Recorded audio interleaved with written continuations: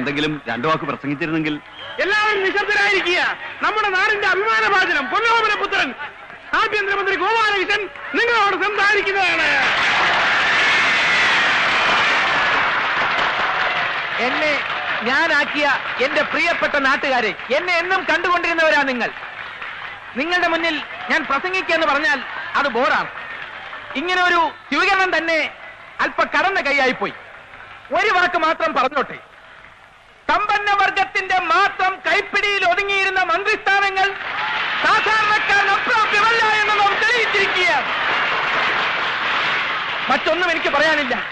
നന്ദി, നന്ദി, നന്ദി.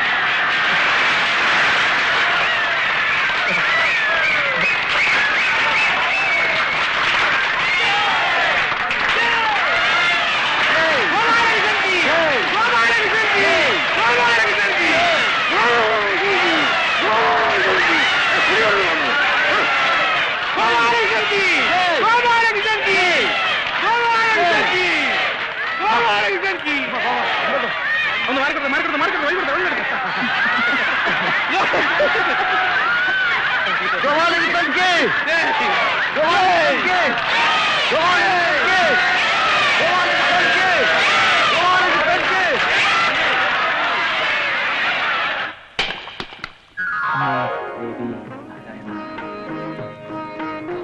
ദൈവം രക്ഷിക്കട്ടെ.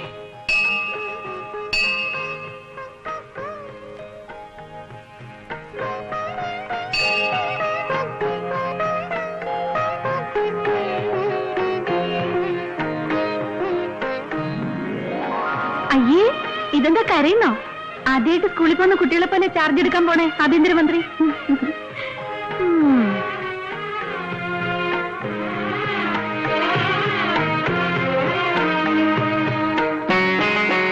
പൊന്നു മോനെ, നന്നായി വാ.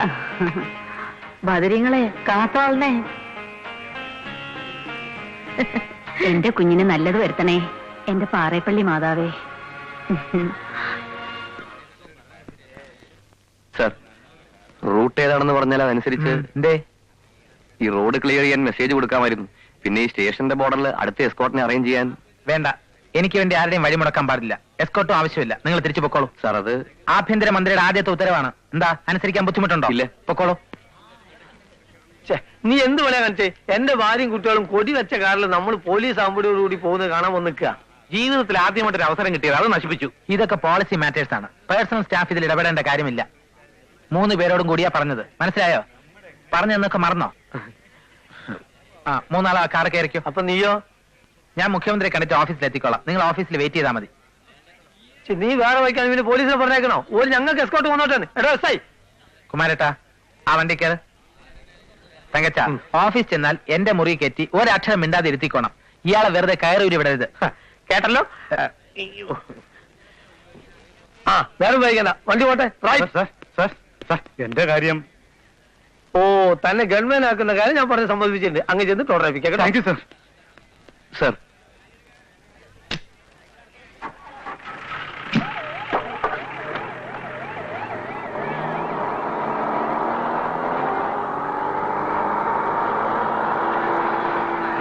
അതെ, ഹോം മിനിസ്റ്ററുടെ ഓഫീസിൽ നിന്ന് സലീമാണ് സംസാരിക്കുന്നത്. IG ഓഫ് അഡ്മിനിസ്ട്രേഷൻ കൊടുക്കണോ?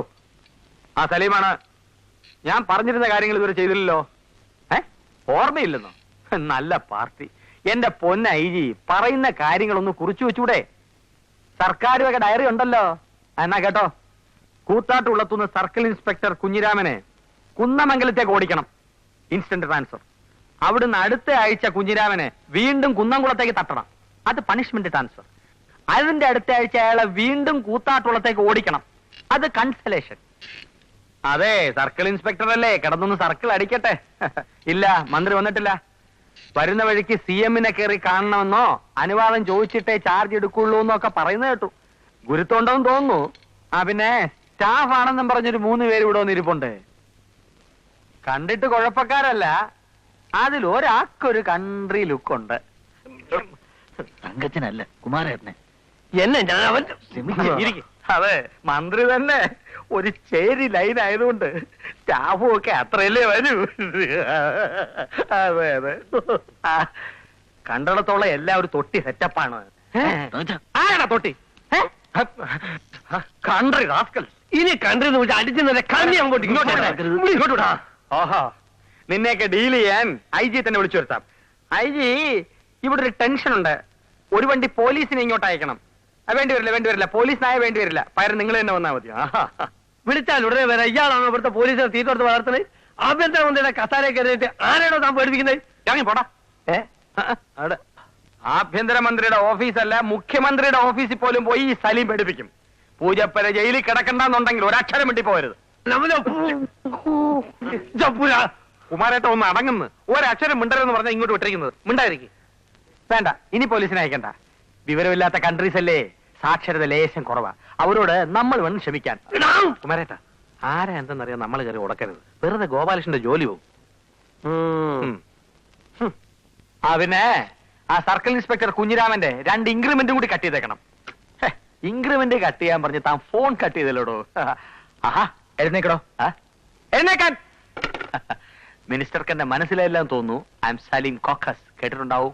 ധാരാളം കേട്ടിട്ടുണ്ട്. കേൾക്കാതിരിക്കാൻ വഴിയില്ല. അധികാര സ്ഥാനങ്ങളിൽ ഇരിക്കുന്നവരെ മണിയടിച്ചും പാദസേവ നടത്തിയും കാര്യങ്ങൾ സാധിച്ചെടുക്കുന്ന ഇത്തിൽ കണ്ണി, പാരസൈറ്റ്, കോക്കസ് സലീം. നോക്കണ്ട, ഹോം മിനിസ്റ്ററുടെ ഓഫീസിലും റെസിഡൻസിലും കാലുകുത്താൻ പോലും തനിക്ക് അനുവാദം ഉണ്ടായിരിക്കില്ല. സാർ എന്നെ അപമാനിക്കരുത്. ഭരണത്തിന്റെ ഇടനാഴികളിൽ ഇന്ന് വരെ ആരും എന്നോട് ഇങ്ങനെ ഇടപെട്ടിട്ടില്ല.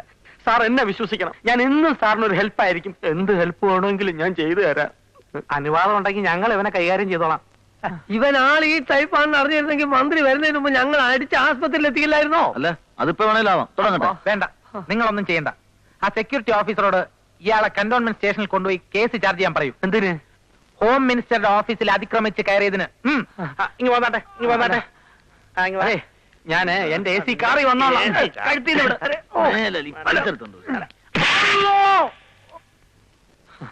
ഈ സംസ്ഥാനത്ത് കോക്കസ് സലീമിന് എന്തെങ്കിലും പ്രസക്തി ഉണ്ടോ എന്ന് എനിക്ക് ഇന്നറിയണം. അവൻ എന്നെ കസേരയെ നെഴിപ്പിച്ചു. അവന്റെ കസേര ഇന്ന് ഞാൻ തെറിപ്പിക്കും.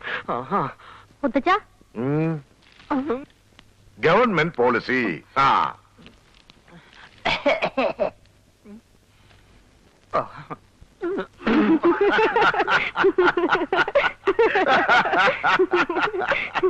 എന്തിനാ രണ്ടുപേരും ചിരിക്കുന്നത്? അവൻ നിന്നെ ഇറക്കി വിട്ടോ ആ ഗോപാലകൃഷ്ണൻ? എന്തു പറ്റി? അത് പിന്നെ ഇവിടെ എങ്ങനെ അറിഞ്ഞു? അവൻ എന്നെ ഫോൺ ചെയ്ത് പറഞ്ഞു. താൻ എന്തിനാണോ എന്റെ പേരും പറഞ്ഞിങ്ങനെ നാണങ്ങളാ നടക്കുന്നത്? നന്നായി പോയി. എന്നെ ഇറക്കി വിട്ടത് എനിക്കൊരു പ്രശ്നമല്ല. ഇതിനു മുമ്പ് ഈ സലീമിനെ പലരും പലയിടത്തുനിന്നും ആട്ടി ഇറക്കിയിട്ടുണ്ട്. തീർന്നല്ലോ. പിന്നെ ഇപ്പൊ എന്താ പ്രശ്നം? എനിക്ക് പ്രശ്നമൊന്നുമില്ല. മുഖത്ത് നോക്കി നല്ല 10 തെറി കൂട്ടി സ്വന്തം തന്തയ്ക്ക് വിളിക്കുന്നത് ഈ സലീം നല്ല പുഷ്പം പോലെ കേട്ടോണ്ടിട്ടുണ്ട്. ഒരു തവണയല്ല, പലതവണ, ഒരുപാട് തവണ. അയ്യേ. പക്ഷേ അവൻ എന്റെ മുഖത്ത് നോക്കി ഇവിടുത്തെ തന്തയ്ക്ക് വിളിച്ചപ്പോ, ഓ, അവൻ അങ്ങനെ വിളിച്ചോ? എന്നിട്ട് താളം ചെയ്തു? ഞാൻ കേട്ടോണ്ടിങ്ങി പോകുന്നു. ചിരിക്കണ്ട, എനിക്ക് രണ്ടിലൊന്നും അറിയണം. എന്താ അറിയേണ്ടത്? CM-ന് എന്നെ വേണോ അതോ എങ്ങാണ്ടിരുന്ന ഗോപാലകൃഷ്ണനെ വേണോ? എനിക്ക് നിന്നെയും വേണം, അവനെയും വേണം. അത് ഡിപ്ലോമസി. അത് മൂവർ സംഘത്തിനോട് മതി, എന്നോട് വേണ്ട.